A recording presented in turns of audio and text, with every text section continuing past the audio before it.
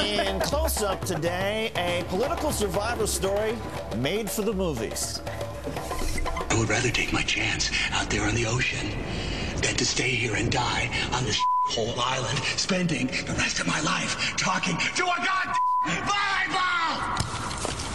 Remember that great movie starring Tom Hanks? Well, this summer, Congressman Jeff Flake turned castaway Jeff Flake. The Arizona Republican set out on his own adventure, spending several days on an uninhabited tropical island in the middle of the Pacific Ocean. He's now back on Capitol Hill, and Congressman Flake, welcome back. I know that Congress drives a lot of people crazy, even members inside the House. Why did you do this? Well, everybody needs to get away every once in a while. I guess this was just an extreme way to do it. But I've always read a lot of survival stories and wondered if I could do that. So I got a taste of it. What did you learn? Well, I learned that 7 nights is a long time to sleep in a hammock. That's meant more for naps in the backyard. But I'm not too fond of fish, but it was okay for a week. Congressman, that's incredible. You're not fond of fish, so this just popped into your head. I think I'll go to it. How did, first of all, you find the island you selected, and what did your wife and the kids think about this? I have tons of questions, but go ahead, let us know, because we're intrigued. Well, they know I've always longed to do this. I met my wife actually on the beach in Hawaii, on the North Shore, where BYU has a campus. That's where we met the first time. So growing up on a dry, dusty ranch in Arizona, I always was fond of water. So I've had this kind of dream for a long time. So my family just indulged me on it. So you had the dream, you picked out your island. What did you take with you? Well, I took a spear, or what they call a Hawaiian sling, a spear with an elastic strap on one end, and mask, fins, and a snorkel. I took a magnifying glass to start fires, and took a hammock to sleep in, and a hatchet to open up coconuts, and that was about it.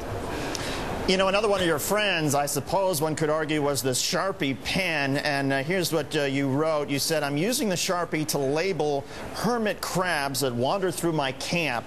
I just started and I'm up to number 6. I guess I'll treat it as an experiment to determine if these crabs are territorial or not. Those who show up multiple times might get a proper name."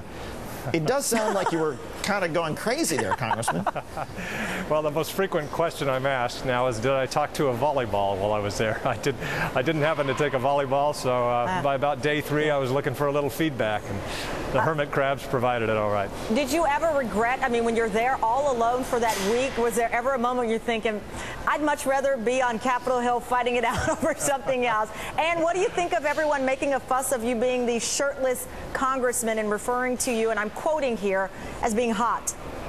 I don't know how to explain that, but it was sometime during the first night I kind of wondered what I got myself into. It was awfully dark there. There was no moon, and there was a kind of a jungle canopy over me, so it was very dark that first night, and I have to admit it was a few feelings at that point, but it was a great experience overall.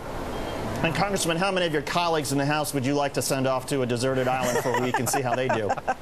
Well, people have asked me who I would take from Congress if I were to do it again, or if I was really deserted on an island. And I said I'd take an appropriator, because surely we'd have a bridge to that island, an earmark for it in a minute, and I'd be able to get home. But there are a lot of my colleagues who would like to do this, and I've shared this experience with a number of them, and it's been great.